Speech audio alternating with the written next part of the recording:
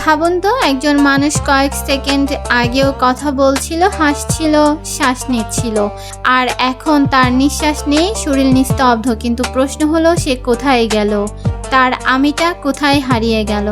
এই প্রশ্নের উত্তর লুকিয়ে আছে এক অদৃশ্য জগতে, রুহ বা আত্মার জগতে। কোরআনে আল্লাহ তাআলা বলেন, তারা তোমার কাছে রুহ সম্পর্কে জিজ্ঞাসা করে, বলো রুহ হলো আমার প্রভুর আদেশের বিষয়। সূরা আল ইসরা আয়াত 85। অর্থাৎ রুহ এমন এক সৃষ্টি যার রহস্যে মানুষ সম্পূর্ণরূপে বুঝতে পারে না।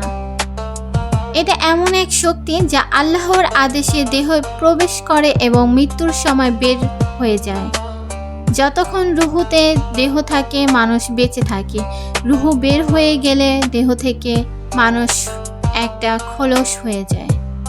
রাসূল সাল্লাল্লাহু আলাইহি ওয়াসাল্লাম বলেছেন, যখন কোনো মুমিনের মৃত্যু হয় তখন ফেরেশতারা সাদা কাপড় নিয়ে আসে, রুহুকে আদর করে বের করে নিয়ে নেয়, আর সঙ্গে সঙ্গে জান্নাতের দরজা খুলে দেওয়া হয় তার জন্য।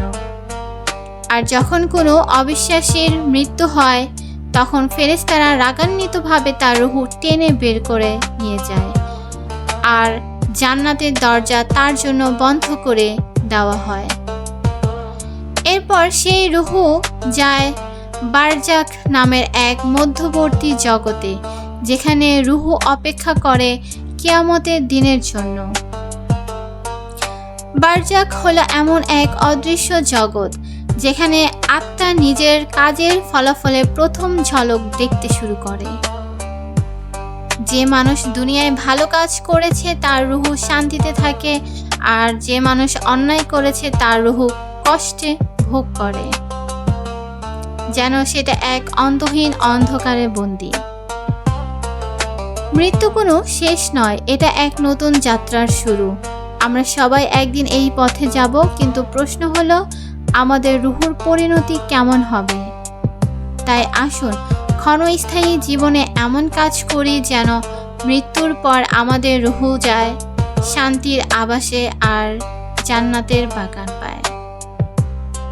ভিডিওটি ভালো লাগলে অবশ্যই কমেন্টে জানিয়ে দিবেন। ভালো থাকবেন, সুস্থ থাকবেন। আল্লাহ হাফেজ।